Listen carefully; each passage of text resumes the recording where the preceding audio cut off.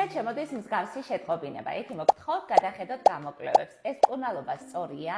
ექიმად ამინიშნა და ხომ არაფერს შეცვლიდით. ან უბრალოდ კონსულტაცია არ მინდა, უბრალოდ მითხარით, რას მივაქციო ყურადღება. მინდა ძალიან გულწრფელად და მეგობრულად გითხრათ, თუ რატომ არ ხდება ეს ესე მარტივად. პირველ რიგში ეს ძალიან დიდ დროს მოითხოვს. როდესაც თქვენ წერთ შეტყობინებას, შემდეგ მე მაქვს კითხვები და ველოდები პასუხს. ზოგჯერ ნახევარი დღე გადის მიმოწერაში და საბოლოოდ არც დიაგნოზია სწორი და არც რეკომენდაცია. და მეორე და მნიშვნელოვანი.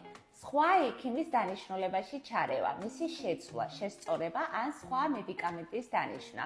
მაშინ, როდესაც მე თქვენი მდგომარეობა არ შემიმოწმებია, ჩემი მხრიდან არასწორი და არაპროფესიონალურია.